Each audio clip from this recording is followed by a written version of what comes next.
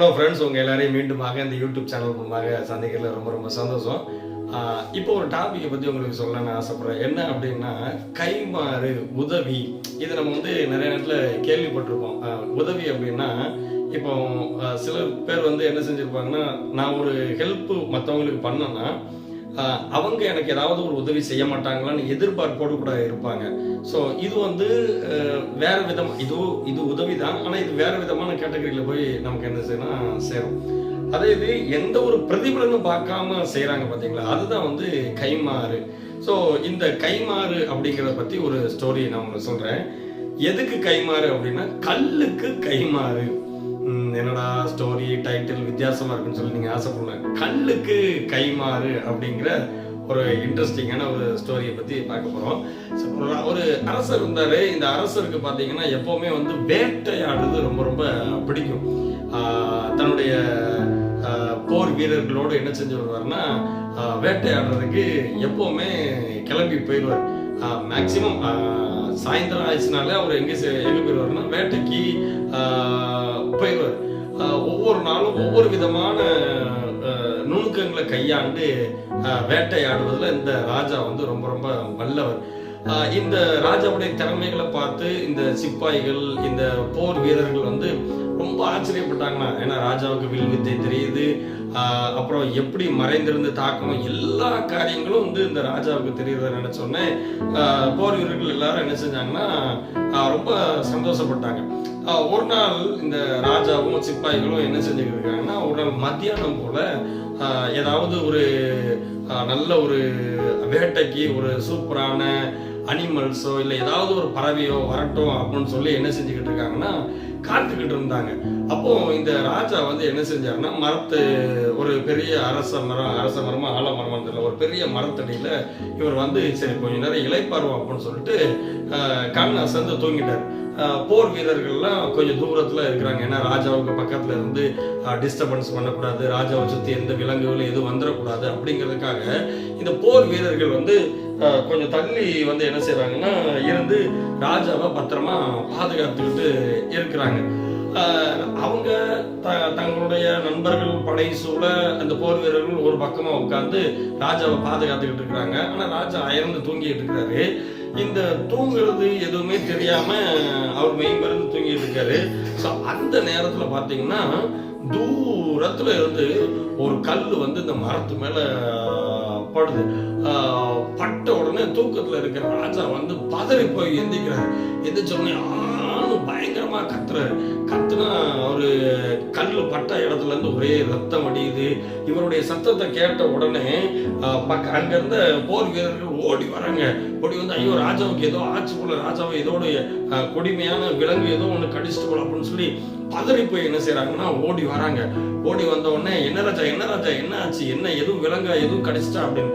இல்ல, இந்த மரத்துல இருந்து ஏதோ ஒரு கல்லு விழுந்துச்சு, அந்த கல்லு தான் என்னுடைய தூக்கத்தை கலைச்சிட்டு இந்த பாருங்க இந்த ரத்தம் வடியுது அப்படின்னோடனே இந்த சிப்பாய்கள், இந்த போர் வீரர்கள்லாம் என்ன செஞ்சுட்டாங்கன்னா சுதாரிச்சிட்டாங்க. அப்ப ராஜாவை யாரோ மறைஞ்சிருந்து தாக்குறாங்க அப்படின்னு சொல்லிட்டு எல்லாரும் ராஜாவுக்கு ஒரு 2-3 பேர் பாதுகாப்பு மற்ற எல்லாரும் என்ன செய்ய ஆரம்பிச்சிட்டாங்கன்னா, அந்த கல்லு எந்த பக்கத்துல வந்திருக்கோம் அப்படின்னு சொல்லிட்டு அப்படியே தேட ஆரம்பிக்கிறாங்க. கொஞ்சம் தூரம் போனா அங்க ஒரு கொஞ்சம் ரொம்ப வயதான லேடின்னு சொல்ல முடியாது, ஒரு லேடியை கண்டுபிடிக்கிறாங்க. ஒரு அம்மா கண்டுபிடிக்கிறாங்க.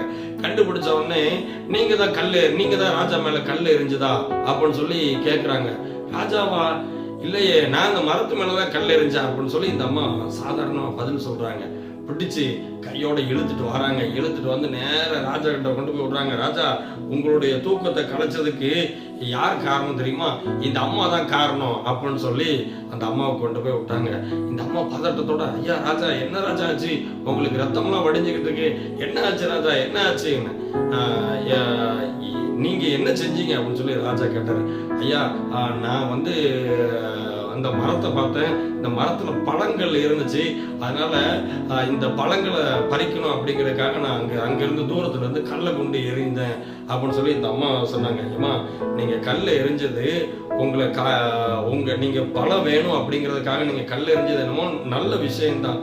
ஆனா இந்த மரம் இந்த கல் என்ன ஆயிப்போச்சு அப்படின்னா, என்னை காயப்படுத்திட்டு, நீங்க பாருங்க என்னுடைய தூக்கத்தையும் கலைச்சு என்னை காயப்படுத்திட்டு அப்படின்னு சொல்லி ராஜா சொன்னார். அப்போ அந்த அம்மா ரொம்ப மனம் வருந்திட்டாங்களா, ஐயோ ராஜா, நீங்க எங்க நாட்டுக்கு எப்பவுமே நல்லது செய்யற ராஜா, எப்பவுமே ஒரு நல்ல ராஜா, எல்லார்ட்டையும் அன்பான ராஜா, அப்படி உங்களையா நான் கல்ல எரிஞ்சிட்டேன், என்னை தயவு செய்து மன்னிச்சிருங்க. என்னுடைய வீட்டுல நானும் என்னுடைய பிள்ளைங்களும் மட்டும்தான் இருக்கோம். இங்க வந்து எங்களுக்குன்னு உதவின்னு ஹெல்ப் பண்றதுக்கு யாருமே கிடையாது. நாங்க ஒரு தனிமையா இந்த அந்த காடுகள் நிறைந்த இந்த பகுதியில தான் நாங்க வந்து இருந்துகிட்டு இருக்கோம் ராஜா. என்னுடைய பிள்ளைகளுக்கு எங்களுக்கு நான் ஏதோ கூலி வேலையை செஞ்சுக்கிட்டு இருக்கிறேன். என்னுடைய பிள்ளைகளுக்கு சாப்பாட்டுக்கு பார்த்தீங்க அப்படின்னா இந்த பழங்கள் இந்த மாதிரி கிடைக்கிறதான் கொடுத்து நான் என்னுடைய பிள்ளைங்களை நான் பாதுகாத்துக்கிட்டு இருக்கேன். நான் தூரத்துல இருந்து பார்க்கும்பொழுது நீங்க தூங்குறது எனக்கு தெரியல ராஜா, ஆனா நான் பழத்து மேலதான் எரிஞ்சேன். அது வந்து உங்களை காயப்படுத்திட்டு என்னை ரொம்ப மன்னிச்சிருங்க ராஜா அப்படின்னு சொல்லி அந்த அம்மா வந்து என்ன செஞ்சாங்கன்னா ராஜா கிட்ட மன்னிப்பு கேட்டாங்களாம். மன்னிப்பு கேட்ட உடனே இந்த ராஜா அப்படியே மனசுக்குள்ள யோசிக்க ஆரம்பிச்சாரு. அம்மா, நீங்க என்கிட்ட மன்னிப்பு கேட்டது உங்களுடைய பெருந்தன்மையை குறிக்குது, நான் ரொம்ப சந்தோஷப்படுறேன். உண்மையிலே நான் ரொம்ப உங்களை வந்து பாராட்டுறேன், உங்களை நான் எதுவுமே தப்பா நினைக்கல அப்படின்னு சொல்லிட்டு சிப்பாய்களை கூப்பிட்டாரு. எப்பா இங்க வாங்கப்பா, போர் வீரர்களை கூப்பிட்டாரு, இங்க வாங்கப்பா. அந்த போர் வீரர்லயே முக்கியமான ஒருத்தர் இருக்கிற ஒரு கேப்டன் இருக்கிறான், அவனை கூப்பிட்டு சொன்னாரு, எப்பா இந்த அம்மாவுக்கு நீங்க என்ன செய்யுங்கன்னா 2 பசுமாடு கொடுங்க.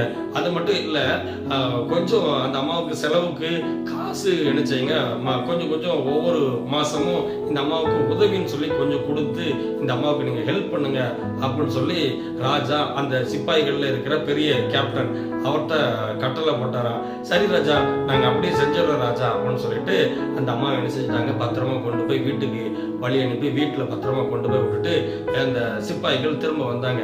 வந்த உடனே இந்த ராஜாவுடைய இந்த செயலை பார்த்த உடனே இந்த சிப்பாய்கள் வந்து ராஜாட்ட கேட்டாங்க, ராஜா ராஜா என்ன ராஜா, அந்த அம்மா கள்ளக்குண்டு எரிஞ்சாங்கன்னு சொல்லி சொன்னாங்க, ஆனா நீங்க அந்த அம்மாவை நீங்க தண்டிக்காம அதுக்கு பதிலா 2 பசுமாடு கொடுக்க சொல்லியிருக்கிறீங்க. அது மட்டும் இல்ல மாசந்தோறும் அந்த அம்மாவுக்கு உதவி செய்யறதுக்கு பண தொகையை வேற கொடுக்குன்னு சொல்லி இருக்கிறீங்களே, உங்களை எங்களால புரிஞ்சுக்கிட்டே முடியல ராஜா, என்ன எதனால ராஜா அப்படின்னு சொல்லி அந்த சிப்பாய்கள் எல்லாம் கேட்டாங்களாம்.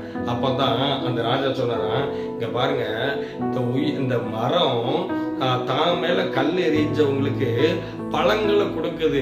இந்த ஒரு அதாவது 6 அறிவு இல்லாத இந்த மரமே தான் மேல கல்ல எரிஞ்சா அது என்ன செய்யுது, பழங்களையோ இல்ல காய்களையோ வந்து கொடுக்குது. ஆனா எனக்கு ஆண்டவர் நல்ல 6 அறிவை கொடுத்திருக்கிறார், நல்ல ஞாபக சக்தியை கொடுத்திருக்கிறார், பகுத்தறியத்தக்கதான அறிவை என்ன செஞ்சிருக்கிறார், கொடுத்திருக்கிறார்.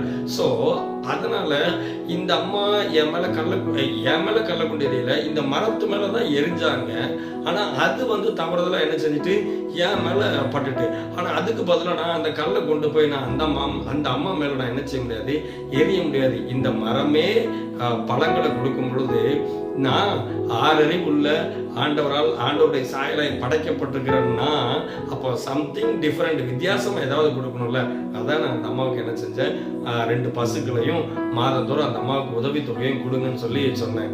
இந்த சிப்பாய்கள்லாம் பார்த்தாங்கன்னா, ராஜா உண்மையிலே எங்களுக்கு ரொம்ப சந்தோஷமா இருக்குது, நீங்க இந்த நாட்டுக்கு எங்களுக்கு கிடைச்ச மிகப்பெரிய ஒரு சொத்து, மிகப்பெரிய ஒரு கிஃப்ட், ரொம்ப சந்தோஷமா இருக்கு ராஜா அப்படின்னு சொல்லி அந்த சிப்பாய்கள் எல்லாரும் ராஜாவுக்கு நன்றி சொன்னாங்களா.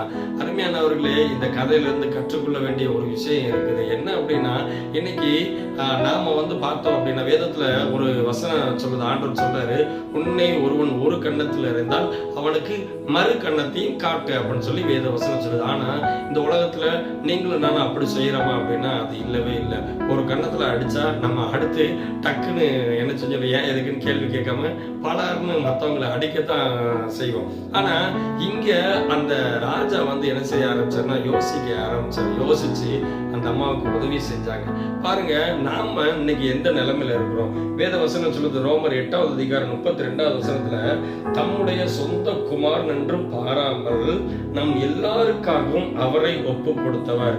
தம்முடைய சொந்த குமாரன் என்றும் யாரு, பிதாவாகிய தேவன் தன்னுடைய ஒரே குமாரன் இயேசு கிறிஸ்துவை தன்னுடைய சொந்த குமாரன் என்று பாராமல் நம் எல்லாருக்காகவும் என்ன செஞ்சார், ஒப்பு கொடுத்தவர். அவரோட கூட மற்ற எல்லாவற்றையும் நமக்கு அருளாதிருப்பது எப்படி? நாம ஆண்டவர்கிட்ட மற்ற காரியங்கள், நமக்கு நல்ல சுக ஜீவன் பலன் ஆரோக்கியம் எல்லாவற்றையும் கொடுத்திருக்கிறாரு. சோ நமக்கு தேவையான மற்ற காரியங்களையும் அவர் கொடுப்பதற்கு ரெடியா இருக்கிறார். சோ அருளாதிருப்பது எப்படி அப்படின்னு சொல்லி வேத வசனம் சொல்லுது. சோ நம்ம ஆண்டவரிடத்துல கேட்கும் பொழுது கேட்கிற எவனும் பெற்றுக்கொள்கிறான்னு சொல்லி வேதவசனம் சொல்லுது. கேட்கும் பொழுது ஆண்டவர் நமக்கு என்ன செய்வார்? கண்டிப்பான முறையில் சரியான பதில, சரியான ஆசீர்வாதத்தை நமக்கு என்ன செய்வார்? கொடுப்பார். கல்லுக்கு பதிலாக கைமாறை கொடுத்த அந்த ராஜா எவ்வளோ பெரிய ஒரு நல்ல ராஜாவா இருந்திருக்கிறார். அதே போல ஆண்டவர் நம்முடைய பாவத்திற்கு ஒவ்வொரு நேரமும் பனிஷ்மெண்ட் கொடுக்கணும்னு நினைச்சா நிறைய பனிஷ்மெண்ட் கொடுக்கல, நம்மளால தாங்கவே முடியாது. ஆனா அதுக்கு பதிலாக நமக்கு கிருபையை கொடுத்திருக்கிறார். அதுக்கு பதிலாக நமக்கு என்ன செஞ்சிருக்கிறார்? அன்பை கொடுத்திருக்கிறார்.